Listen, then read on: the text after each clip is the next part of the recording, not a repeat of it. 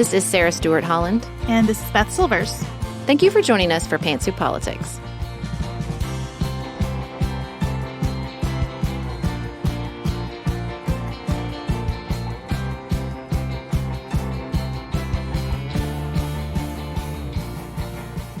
Thank you for joining us at Pantsuit Politics. Today we're going to catch up on the debt ceiling deal and discuss the state of the presidential race as it is here at the end of May 2023.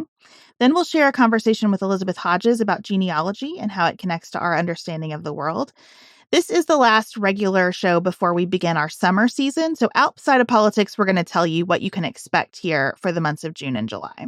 Before we get to the news, we wanted to say thank you so much for all your support for our premium drive, for the people who signed up to be supporters and financially support our work here for the first time, for people who upgraded their support. We had 2 new executive producers join the team. We are just so thrilled with the way you guys show up for our work here, especially as we head into summer break. So thank you so much for supporting our premium drive. If you still want to, give a little love to Pantsuit Politics, we would love it for you to write a review of the show on whatever podcast player you use. Those reviews take so little time, but they make a huge impact in helping new listeners find the show and this community. So it would mean a lot to us if you could take a few minutes and do that. Up next, we have a debt ceiling deal. We'll talk about what it is and what we think it means.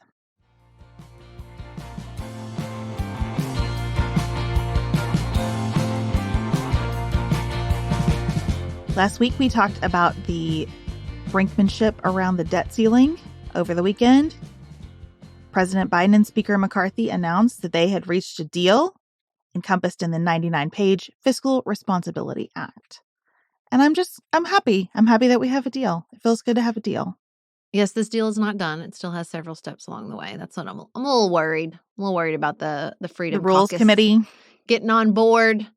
We don't have a lot of time for any further crowing about government spending. We got to get it through the House. I think the clock started today as we're recording on Tuesday, the 72 hours they have to read the bill. They have to get it through the House. They have to get it through the Senate. They have to get a CBO estimate. So I think the contours of the deal are predictable and unoffensive. Well, let's see if that's what finally comes out of the House and the Senate. So just to give you the contours of that deal briefly, this raises the debt ceiling until 2025. It keeps non-discretionary spending mostly flat, goes up 1% for fiscal year 2025. That will be a spending reduction when you think about inflation. So that's probably something that Republicans would have insisted on anyway through the normal appropriations process.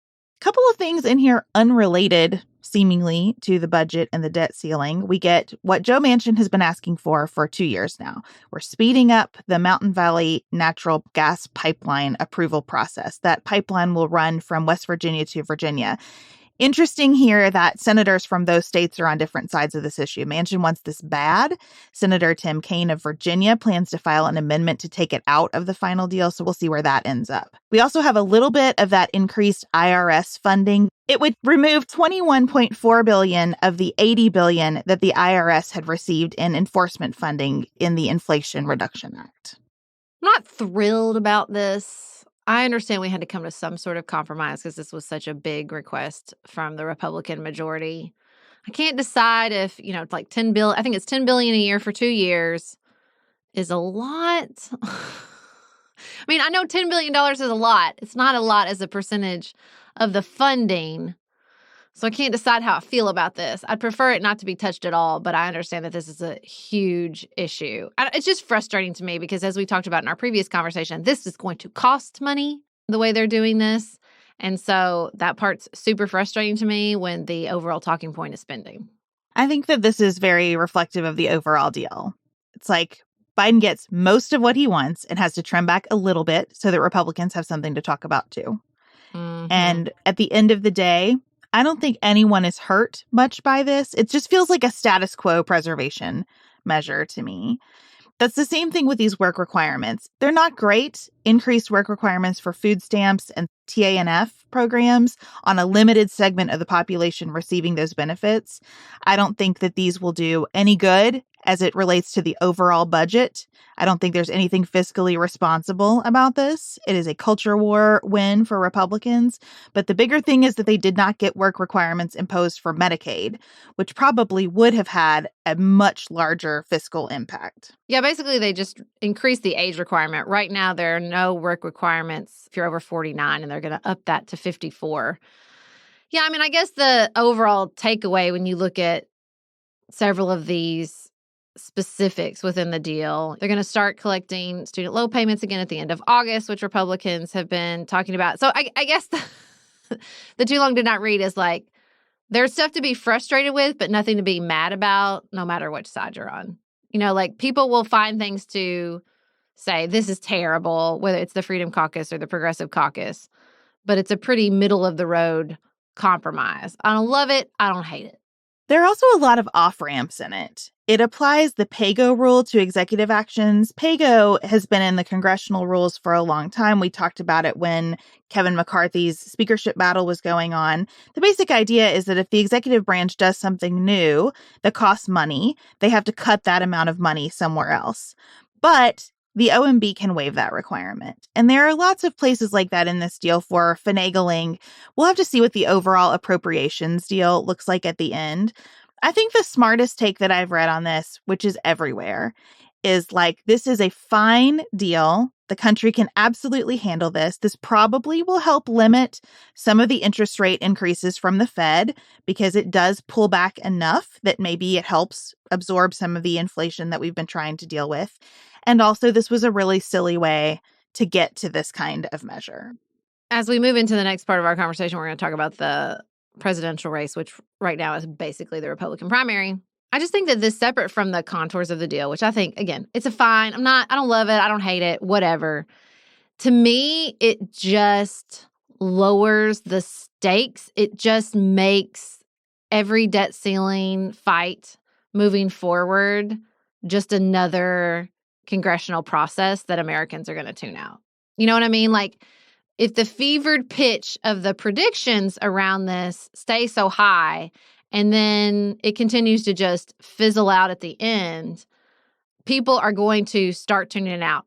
Honestly, I think people already have. I think people just sort of roll their eyes. I don't think anybody was like up in their feelings as an everyday citizen about this debt ceiling negotiation.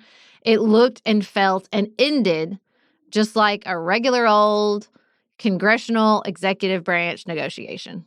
Yeah, assuming that it gets through the Rules Committee and that they pass it in the House and Senate. Maybe it's a good thing that everyone thought, well, they'll get it worked out, and they have.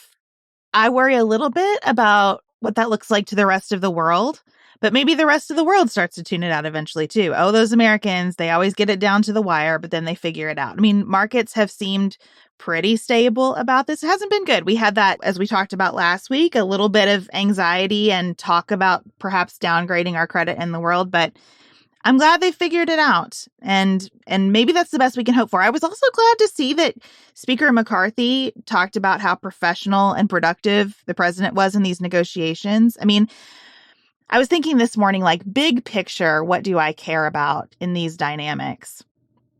And it is not like we are going to quickly bounce back to something that feels like a more normal Republican Party after the Trump years.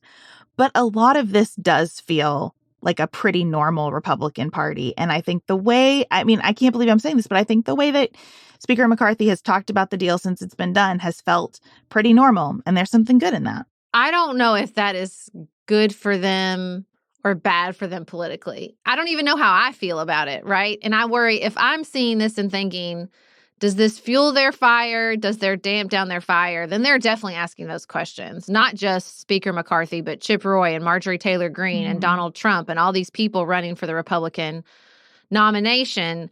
I do think there was some normalizing of the party. I don't know if that was deserved during this negotiation because it's still a stupid debt ceiling negotiation, which I don't want to become normalized because it's stupid and dangerous and a dumb procedural way to claw back spending, which you didn't even really do.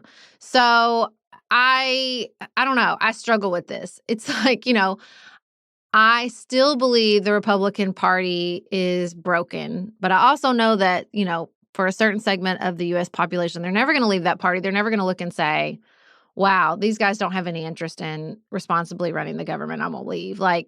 So I need them to function normally, which I think this was, except for what am I even talking about? This is not a normal way to get this done.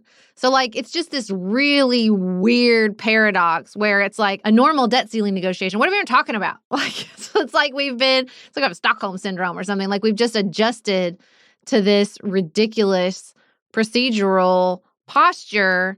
And they're winning some sort of perspective that they can function normally inside this thing that shouldn't be happening to begin with. It's just it's so weird. It is weird. It's not great. And again, I think when something has been damaged as badly as the party and a lot of aspects of our government have been over the past few years, both by the Trump administration and the pandemic, it's just good that we got a deal here, and it's good that it's a deal that's not a big scary deal. And it's good that the players are talking and acting like professionals. We are always going to have the Chip Roys and the Marjorie Taylor Greenes and the Freedom Caucus. We are always going to have, people on the left. There are lots of progressives who are really, really unhappy with this deal. I think that shows, again, how unsustainable this situation is. Because just like you said, we are never going to have everybody in America go, no, the Republican Party isn't working. I'm going to abandon it. We also are not going to be able to function forever in this state where the Democratic Party has to hold everybody from Joe Manchin to Alexandria Ocasio-Cortez. That's not sustainable either. Progressives are going to get tired of voting for stuff like this. They've had to do a lot of this in the Biden years, and they're going to get sick of this. And so I just feel like we're maybe in what I hope is a healing period. I am worried that's probably a good transition about what a presidential contest does to a healing period. Yeah, because I'm not talking about governmentally. Functionally, happy this got done. I would like the government to continue to function. I would like us not to default on our debts. So I'm happy about that. I don't know what this means politically. I don't know how to read the political tea leaves inside this deal and negotiation to decide what it means for the Republican Party. And honestly, looking at the primary, looking at the impeachment in Texas is probably a better indicator of what's going on in the party. But these are not disconnected. Or maybe they are. Maybe Americans have truly tuned this out and no one's going to be held responsible politically or otherwise in either party for this debt ceiling negotiation because it's become so normalized. Yeah, I don't think that there is going to be a huge political impact of clawing back $21.4 billion instead of $80 billion of IRS enforcement funding. Everyone's eyes roll back in their head just as you start that sentence, right? As I've read more about the primary, to me, the big question on the Republican side is whether the party is interested in talking to all of the people who do not follow politics closely, who are really pivotal in general elections, or just the piece of their base who follow everything in great detail. And so far, I'm not sure that you can tell because all the conversation is focused on that base. We're talking straw polls and CPAC and how many people are coming to the Vivek Ramaswamy events, right? It is a very niche moment. And maybe it's just too early to know what that general election pivot is going to look like. Yeah, I don't think we can talk about the general election yet. I think they're definitely consumed with the primary. And that worries me because I think we see a pattern in the general of particularly independent or moderate voters looking at Donald Trump and going, no, thank you. Especially when there's a lot of energy and fervor and conflict surrounding him, which there's going to be an enormous amount of the closer and closer we get to these primaries. His criminal trial is now scheduled for March 2024. He's going to have this Jack Smith investigation, the Georgia investigation. I keep thinking this is going to stack up on him and remove or tampen down or hopefully kill his momentum or his stranglehold over the party. But based on the people who vote in these primaries, that might not be true. They might not care. And they might nominate somebody who is fully under investigation. I really cannot even play this out. What if they nominate him and he's freaking convicted? What?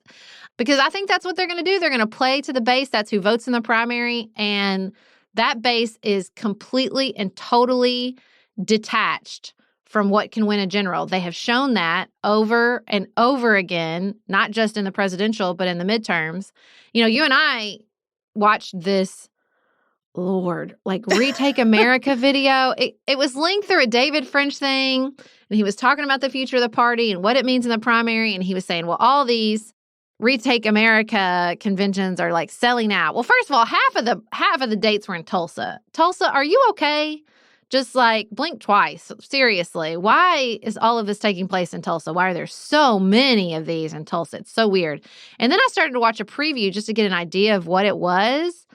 And it was the weirdest thing I have ever seen. It was, I can't even adequately describe it. It was like a live podcast. And then there was some body cam footage that I didn't really understand why it was connected to this Retake America convention. And it's all in sort of opposition to the Great Reset that the World Economic Forum formulated post-pandemic, which sort of makes sense. There was this like roundup where they listed political fraud, medical fraud, financial fraud, educational fraud. And I was like, okay, well, some of that I can see the connecting tissue. But then we were being told to buy literally anything off My Pillow website. You guys, I know it sounds like I can't quite articulate adequately, but that is not a failure of my ability to articulate. It was really wild. And if that's what's feeding the base of the Republican Party right now, well, I do not have a lot of hope for a reasonable outcome to the Republican nomination. I tried to watch this video that you sent me, and I agree. I cannot describe what it is because I don't know what it is. It's like a mashup of infomercial, live podcast, church revival. There's a lot going on. So much. You said your brain was melting. I think that's an accurate description. It melted my brain. So it is hard to watch something like that and then think about how somebody like Tim Scott makes it through this primary, because I don't know what language we're speaking. And I get really concerned when I can't pick up what language we're speaking. I can watch a Donald Trump event and think, this is definitely not for me. I don't think it's healthy or good for any of us. I don't think it's particularly patriotic, but I understand what brings people here. This thing is like a reach beyond that. When you get into the MAGA-created celebrity world of Michael Flynn and Alex Jones, we are now in a place that I truly do not understand. And some Trumps. There's some Eric and Laura are there. Yeah, and it is a whole separate thing. I mean, I think Trump himself would watch this tape and think it's mostly garbage, because I think he gets enough how to string something together that hooks people in. This is a different place. And I don't know. I wonder how many Republicans are going to vote in these primaries who don't see the world that way. I wonder how many Democrats are going to strategically vote in Republican primaries. Because especially I listen to a lot of Bulwark podcasts, and they've been talking about how the Republicans are still starting in Iowa, and the Democrats in Iowa are not going to have anything to do. And people in Iowa are serious about their politics. It's admirable. I loved seeing that firsthand. I could imagine a not insignificant number of Democrats going to the Republican caucuses just to try to block some craziness from leaving the state. That's true. Well, and I mean, the only sort of input we have is here in our home state of Kentucky. We just had a Republican primary. We had a, full MAGA spending a ton of money. She was not Trump endorsed, even though she had been Trump's UN ambassador, Kelly Craft. And she lost. She was third, and she spent like $10 million. I just don't know if that's an equivalent to him. Like, I just don't think a big spending Trump adjacent candidate is equivalent to him. Who's a woman. Yes. And, but like it was very, I didn't think Daniel Cameron, who's like very Mitch McConnell endorsed establishment Republican, was going to run away with it quite to the level he did. So maybe that's encouraging. I just don't know. I cannot get myself in that headspace. I am not a Republican. I have been a Democrat since I was 18 years old. And even though I live in a red state and I live around conservative people, I don't know. I just don't know. I do know that Trump is powerful. I do know that he didn't successfully complete a coup on the United States government, but I think he did on the Republican Party, and particularly some of the state party structures. He's very powerful inside those party organizations. So I I don't know. I cannot fathom a scenario where the legal liability continues to build and compound and increase, and he still runs away with the nomination. But that might just be a failure of my imagination. Also encouraging from our governor's race in Kentucky is how many Republicans in exit interviews said, I voted for Daniel Cameron in the primary, but I'm going to vote for Andy Beshear in the general election. Yeah. I read an article in the Kentucky Lantern about this race, and a Republican strategist was doing the whole, like, Daniel Cameron is really going to unite the party and bring so much energy. And here's what he said about our governor. He said, Andy Beshear is a nonpartisan technocrat who shows up after a disaster with water bottles and hugs. And I thought, is that supposed to be insulting? That sounds fabulous to me for a governor. A nonpartisan technocrat? Yes, please. Like someone who knows what he's doing, cares about doing the right things for the right reasons.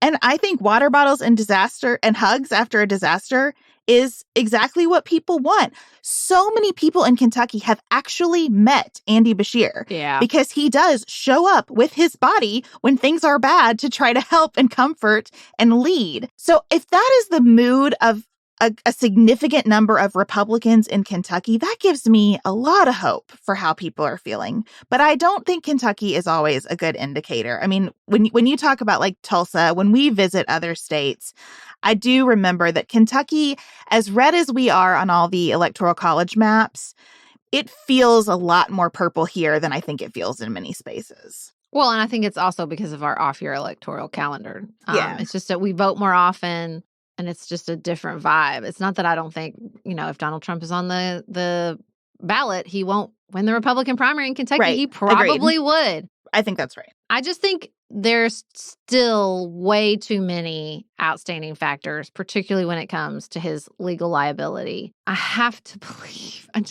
I'm going to be so depressed if he is like fully on trial, has been convicted. He's already been found legally liable for defamation with E. Jean Carroll. If this just continues to pile up and he runs away with it, it's going to be depressing. But I'm trying to emotionally prepare myself for that. But I also don't want to come in and bust on the people who are trying to challenge him and say that there's no path for a Nikki Haley or a Tim Scott or an Asa Hutchinson. I'm guilty of getting in that space where I believe I know what's going to happen. And I do want to make room in my heart and the universe for people to surprise us here. And I think Tim Scott especially has a compelling story, a lot of name ID. I don't think he would be a great general election candidate for a lot of reasons. But I think him coming out of the Republican primary as the nominee would be just a giant leap forward in that healing process for all of us to get to kind of a more stable place between the two parties. I think Tim Scott is so boring, and there's no way he'll win the Republican primary. I just think he's boring. I don't think and I think we overweight charisma in American politics in the most normal of circumstances, and it's definitely weighted heavily if you're up against Donald freaking Trump. When I talk to my, Republican friends and family members, the only person they're willing to entertain as someone they would vote for besides Donald Trump is Ron DeSantis. He's still got, I think, some juice for all his flops, for all his missteps, for the fact that I also think he is boring on the trail and does not have a lot of charisma. He has built enough energy around what he has done in Florida, both, culturally and related to the pandemic, that I think he is the closest, that he is the only candidate within striking distance that people will entertain. Now, could that be the same in July, August? Who the hell knows? I don't think it's out of the realm of possibility. I just think, the more people that get in the race, or if people don't start to solidify around Ron DeSantis or, I don't know, Asa Hutchinson, who the hell knows, but then it's going to be even harder. It's just people are going to split up. No one's going to gain enough momentum to really slow his train down. So the other big buzz right now around the presidential race is the speculation that there could be a third party run. Ugh. There's a group in DC, No Labels, who does a lot of really good work, especially around legislation, that is seeming to lay the groundwork for a possible unity ticket where they would have a Republican and a Democrat run together. There is always chatter about independent candidates emerging from the woodwork. We get the occasional question about Liz Cheney. Could Liz Cheney jump in as an independent, or could she jump into the Republican primary? So maybe let's start there. What do you think would be the impact, if any, if Liz Cheney were in this race as a Republican or as an independent? I think if Liz Cheney thought she had a chance in hell, she'd already be running. I don't think that she has any traction inside a Republican primary where Donald Trump has already proclaimed his candidacy and where you have people selling out the Reclaim America tour in Tulsa every other week. So 2 things to me affirm your conclusion. The first one is that if Liz Cheney has a constituency, I'm probably it. And I would not vote for Liz Cheney for president. I greatly admire the way that she has conducted herself since January 6th. That does not change where she stands politically on a number of other issues. And it doesn't change her connection to the sort of Bush-Cheney dynasty, which I'm not holding against anybody. I'm not trying to Monday morning quarterback that. I just don't think it would be good for America to go in that direction with our leadership. So I feel like if I am feeling that way, that's tough because I'm a pretty small constituency to begin with. And if my constituency is fractured, that's not a good sign. The second thing that affirms this for me is that she spoke over the weekend at a college graduation, and a bunch of students turned their chairs backwards and protested by having sayings on their caps about her being imperialist and colonialist and racist and homophobic and whatever. Anyway, there was sort of conflict about why people were protesting her. Is it progressive people who think she's too conservative, or is it Trump people who think she's too liberal? And I just feel like when you fracture everybody to that degree, a presidential run, a national race is tough. So I wouldn't think that's where this is going. I know a lot of us, in the West Wing version of the world, think that would be kind of a nice, punch back at Trump. But you don't pick a president to punch back at Trump. You pick a president thinking about the future, not the past. That's why I think this COVID thing with DeSantis has limited utility. Hopefully, we don't have to talk about COVID in 2024 and beyond the way that we have for the past few years. I wouldn't want to be running on something that's in the rearview mirror. Well, that's what Donald Trump is going to do.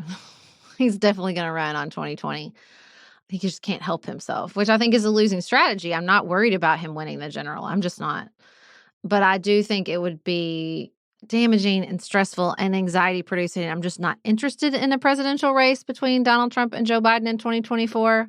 I remember vividly when he said immediately, I will just run in 2024. And Jon Favreau tweeted, break off the New York Times needle and stab it directly into my eye. And I still feel like that several years out where it's becoming more normalized and he's already proclaimed. And I'm like, I cannot believe we're going to be back here. But I just think that that's the most likely scenario at this point. I still think it's very, very early.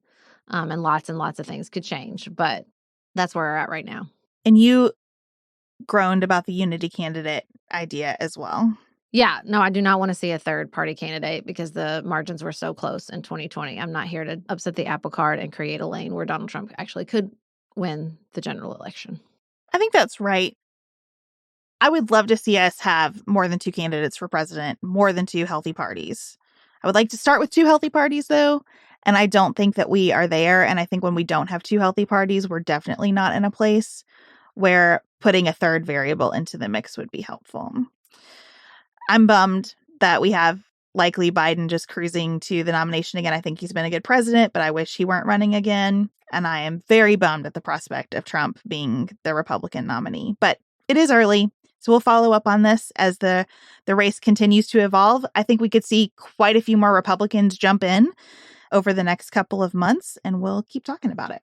Next up, we're sharing a conversation with Elizabeth Hodges. She is a historian, former museum educator, and senior librarian in the Allen County Public Library Genealogy Center in Fort Wayne, Indiana. Allen County has one of the largest genealogy centers in the world, which you'll hear us talk about, and they graciously offered to help us investigate our own family histories a bit, which was a lot of fun. And we wanted to bring Elizabeth on to talk about genealogy as a broader topic. We thought that you would enjoy hearing about her work.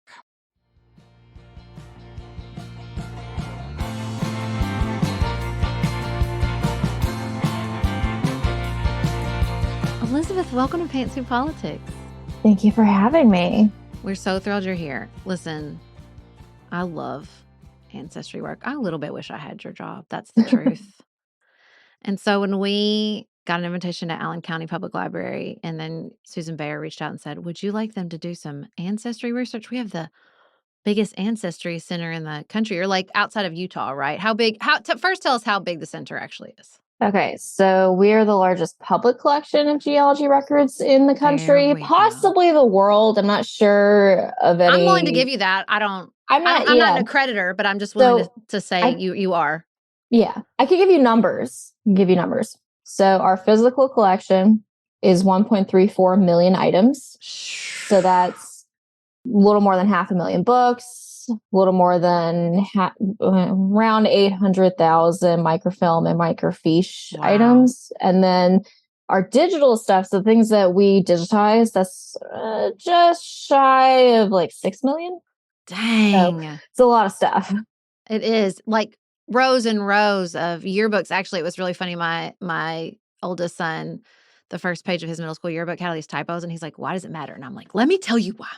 Because this is going to go in a place like Allen County Public Library. And there are people going to be looking at it for 100 years for records of what happened in 2023. So the typos matter, dang it. Yeah, but then we tell people spelling doesn't count genealogy. So like, that's such a good point. Spelling doesn't, because people spell things all manner of ways. Well, you have that in your ancestry, right, Beth? I do. I had a grandfather who just thought the way that we spelled Thurmond didn't make any sense. And so he changed it from THURMOND to THURMAN. Which it's the same thing. That is perfect, Elizabeth, though, because I think that is, I would imagine the way you reacted to that is how this work informs so much of how you see the world. Like, you think ancestry and history is this like carved in stone, the way it was, but the more you get into stuff, you're like, it's very ephemeral. It's all stories. So how do you do the research knowing that everything is just mainly a suggestion?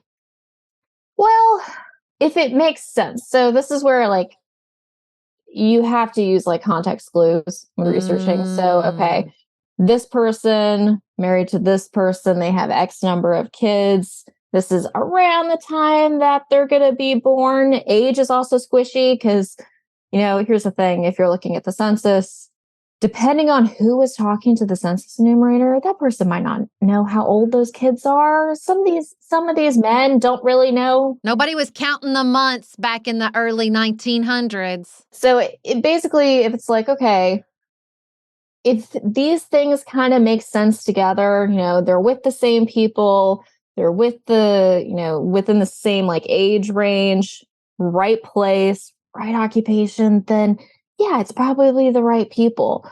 It's not always going to be like, yes, this is a smoking gun, always. But context clues are kind of important.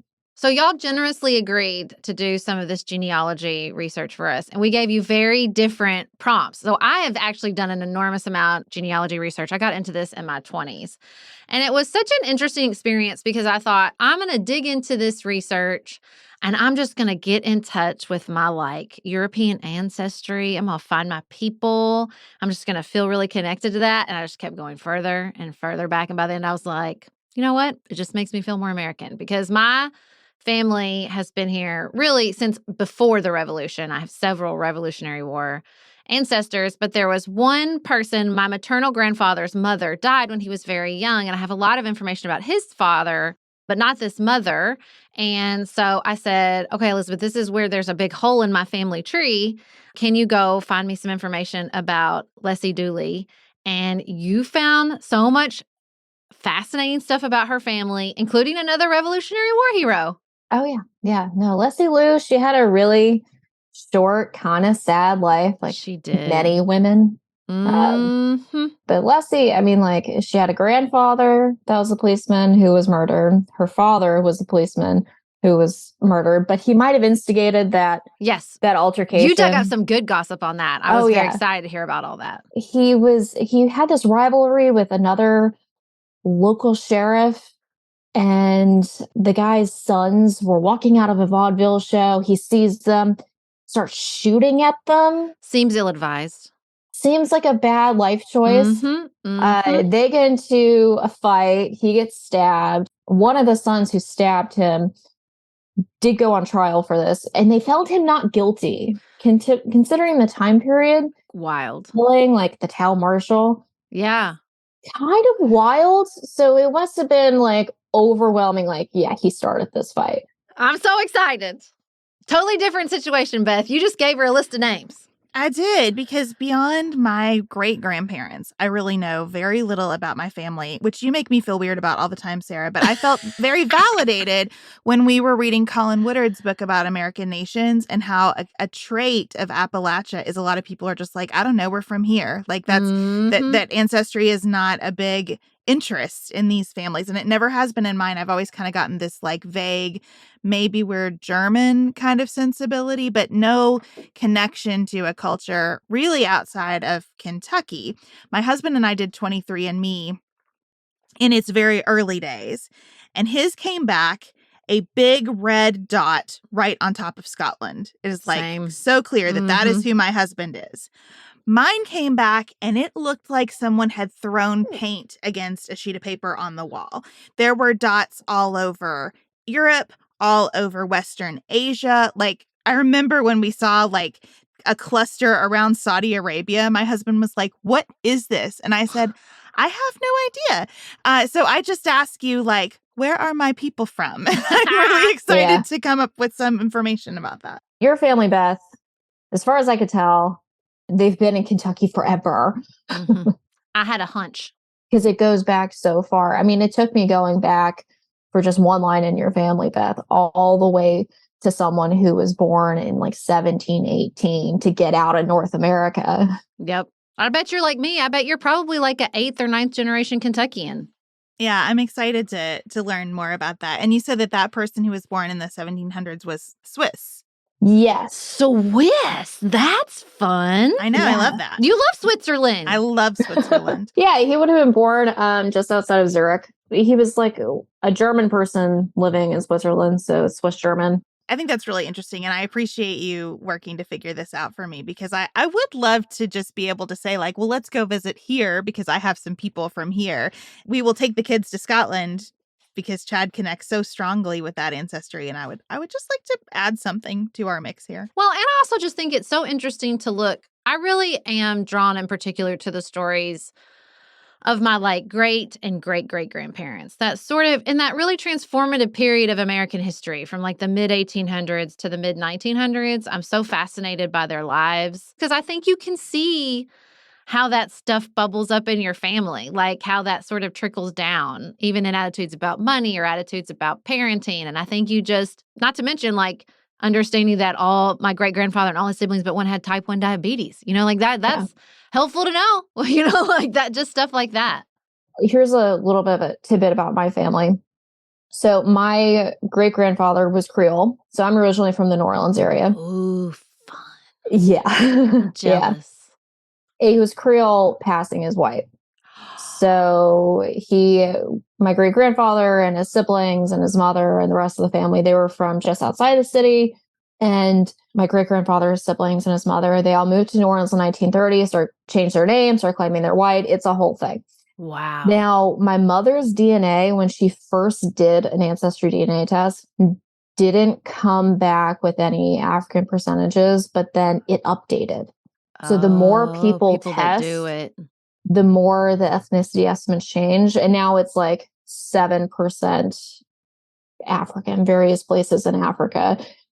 7% is not like a small percentage when we're talking about like the margin of error, but it would make sense if you have multiple people who are mixed race. So that would be my grandmother, my great grandfather, his mother would have been mixed race as well. And I've been able to go back far enough to someone who would have been a slave. But that goes to show that the DNA, the ethnicity estimates, they update. That's fascinating. They update the more people test, and Ancestry has the largest like data set because it's the most popular test. So even with that, it will still continue to update. Interesting. Well, I also wonder about how you think about race and ethnicity when you look at things like, well, this person was Creole passing as white. Like, if we all knew more about our heritage, I wonder if our kind of conversations about race would look markedly different. Yeah, for some people, it kind of depends on the person when you uncover things like that. Either they, completely shut down and they're like, no, I don't believe this. The DNA doesn't lie. But at the same time, just because nothing shocks us, we have to keep in mind that it will shock other people. Right. Yeah. So you'll have some people who, when hearing that maybe they're not as white as they think, you'll have people who are like, who will believe that they're Native American, and then turns out, not so much. We talked about that. Everybody has an Indian princess, even though Indians didn't have princesses. Exactly. Either they're very white, or maybe they have some American ancestry in there. And that can get some certain people real uncomfortable. Other people, they're like, no, this makes a little bit more sense. Maybe that's why we didn't talk to this one side of the family. I know when I found out the stuff about my great-grandfather, I explained it to my grandmother, who was in her late 80s.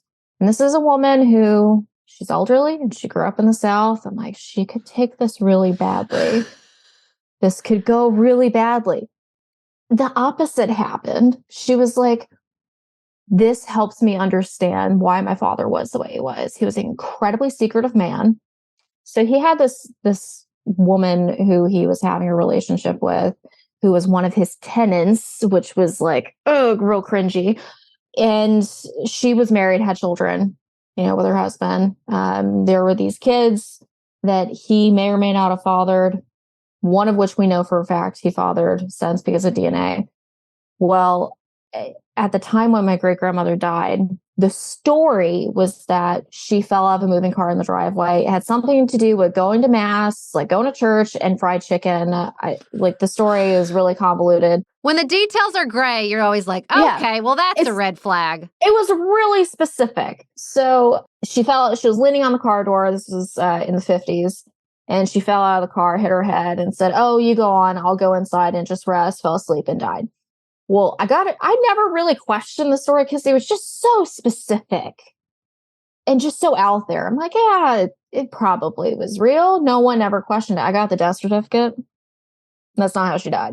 Oh, no. She overdosed on her nerve pills. Stop it. Yeah. And the time of death was also really weird. It was like 6 a.m. So that kind of makes me think that my great-grandfather was out with his lady friend. And she all night. He wasn't there. He wasn't there. Yeah. You say nothing shocks you, but like you had to get to a point where nothing shocked you. Like, what were the patterns you started to notice that you thought, oh, okay, I see what's happening here before it even starts happening? Yeah. So when people come in needing help with like DNA, so they don't know a parent. Oh, or they found out like the parent wasn't a parent, the biological parent. Yeah. Stuff like that, which for some people that could be life shattering. To have, this person you believed, were your parents not your parents, or maybe your biological parents, even if you know that you're adopted, finding out your biological parents are not great people. It's life shattering. And it's one of those things where, and this is something that we talk about a lot with kids, because we get a lot of school groups in who, some of these kids have some very messy home lives, and we have to tell them, look, this idea of like this normal quote unquote family, that's not real. That's post-World War II propaganda. There is no such thing as a normal family. I love that you're having school groups and that's what you're telling them, surrounded with all these history books. It makes me want to cry. Yeah, no, there's no such thing as a normal family. Some of the most like historic families are absolutely not normal, because people are not all normal. The same. People are not normal. They are messy. They are complicated. And I mean, even like talking to my grandmother about her father, who had this secret life, he had a secret family. He was changed his name. He was pretending to be white. And for her, she's like, that makes sense, because he was living in a really dangerous time period. It was the Jim Crow South. He wouldn't have been able to, marry the woman he married to begin with. He was running a business, several businesses. She's like, he was a terrible husband, terrible father, but he was a good provider. she's like, we don't always fit into these perfect little boxes of, this is an exceptional person or this is a terrible person. Right. People are more, it's not that black and white. I love that. I also wonder how this affects your view of just the world and the news and politics, because so often, as a person who loves history and thinks a lot about what my family went through, when people talk about dumpster fires or, oh my gosh, everything's so terrible, I kind of want to be like, guys, it's been so much worse. People have been through so much. My great-great-grandmother buried like 9 of her 11 children. I just wonder how if you're watching what people went through and did to survive through all these parts of American history, how it feels when people start talking about this moment. It all comes full circle, basically, where, in some cases, rights of women, horrific historically.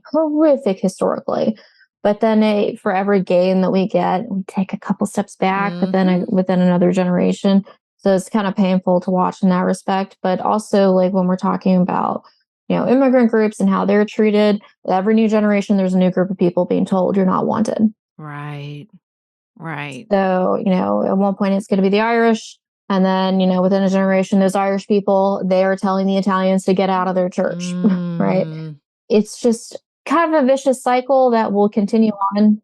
There have been certainly bad times, and there will continue to be bad times because that's just the way of the world. Much like people, nothing is ever going to be perfect. Right. Because there's always going to be people doing things to hurt other people. I just think when I look back on stuff like that, I totally agree that history rhymes and repeats itself, and you see these sort of cycles. But also, you also just see, we have made enormous progress. We do not have industrial schools in America or in Ireland. I'm sure there are places where children are treated like that. I mean, we know that. But there are fewer of them. And I just see what people survived and just sort of they used some truly terrible coping mechanisms, be it alcohol, be it abandonment, be it silence. But they did have a will to survive some pretty horrific things and to continue to live and continue to try to, as best they could, move forward day to day. And so I just find that, will of the human spirit pretty inspiring. And I would imagine you see a lot of that in your work. Yeah. And we appreciate your work so much. It's a beautiful thing that a public library can offer this level of very intense, personalized research to people. So thank you for thank you for helping us so much. Yes. We usually don't do the research for people, but we give people the tools. Yeah, don't call up Elizabeth and think she's going to give you the Pantsuit politics treatment, y'all. You'll have to go get your own tools. Yeah, but we will, help you find your family story and give you the tools to do that. What a beautiful gift. Thank you so much for coming on Pantsuit Politics. Thanks for having me.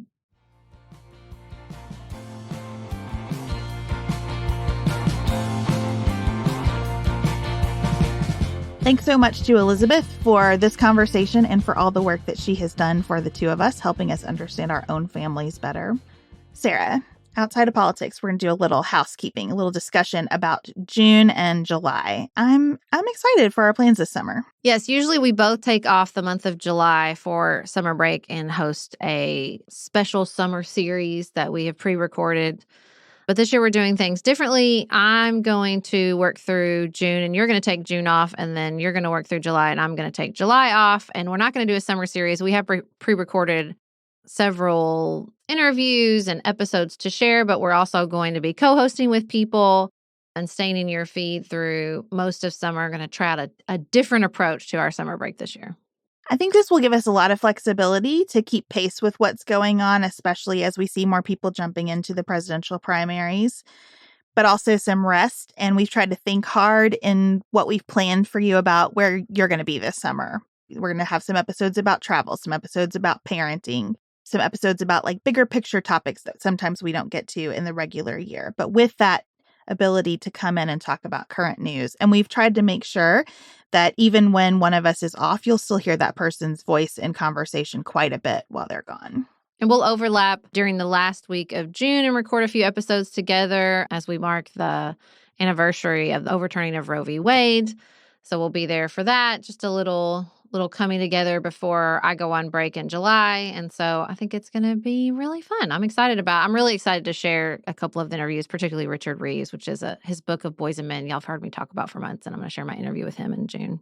So the short version is, please keep listening through June and July. We'll have new episodes for you on our premium channels. Instead of having both Good Morning and More to Say, we'll just have one new episode a day for our premium community. So everybody gets a little bit of a break. We know your listening time is more limited in the summer typically, but that way we can stay current there as well. And we're just so appreciative of all the support that we receive for taking time away from the show. We always get emails saying, it means a lot to me that you all walk the walk on a more balanced life. And this is a big part of our attempt to do that. Thanks to Maggie and Elise, who will be helping us out and also taking some time away.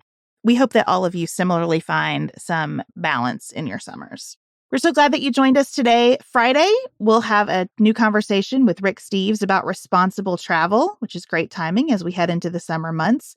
And we're going to talk about the roadblocks to travel that many of us experience and how we've navigated those at different points in our lives. So you won't want to miss that. Between now and then, we'd love it if you took a minute to review the show on your podcast player and help more people find Pantsuit Politics. Plus, it just is very encouraging to us and our team. Until Friday, have the best week available to you.